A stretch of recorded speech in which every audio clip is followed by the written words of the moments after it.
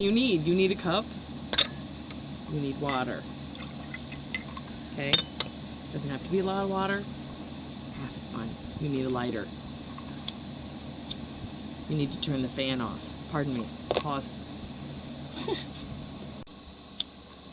Lighter.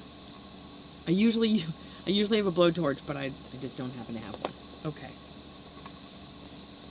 Everything comes with a story, right? So this is Crimson Silk Damask that I paid $8 a yard for at this home dec place that is now defunct. Get used to touching everything. Like, seriously, touch everything. So anyway, I paid $8 a yard for this.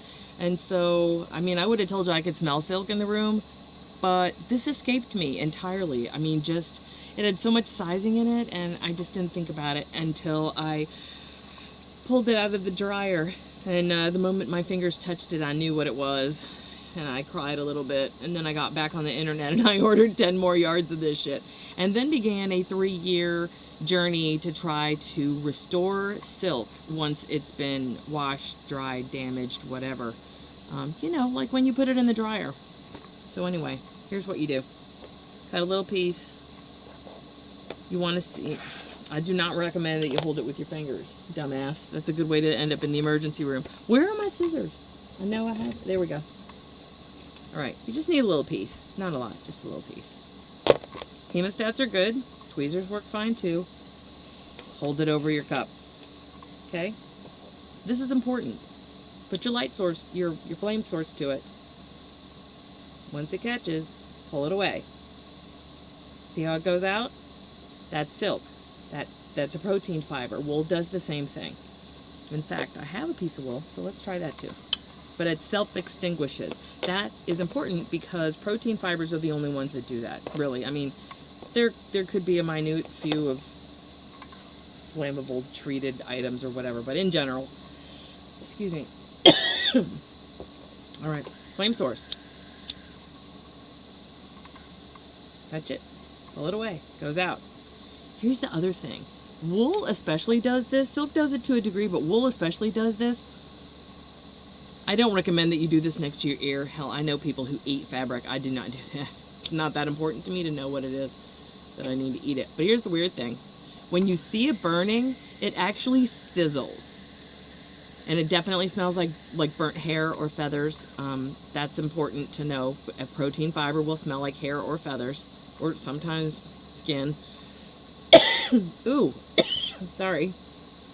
But you can actually see the protein fibers sizzling when they're on fire, like meat. So, I mean, that's kind of a tip-off. So when you're looking at stuff, like, pay attention. Pay attention to what it's doing. So if we're just talking about flame tests, those are the only two that self-extinguish. Let's do cotton. I mean, there are a number of things that you use to identify a fabric, and only one of them is lighting it on fire. I check the selvage edge on everything.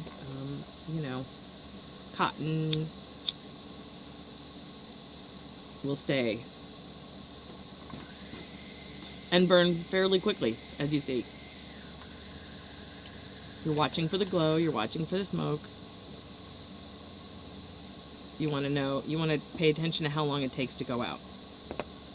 You also want to pay attention to the color of the ash, because I want to say cotton is like a white ash. If it's cotton poly, all bets are off. Linen also is a little different. And this is really fucking boring, I'm sorry. Linen does not self-extinguish. Is a little harder to catch. Doesn't burn as quick. Glows a very, very, very, very long time. Linen especially glows a long, long time.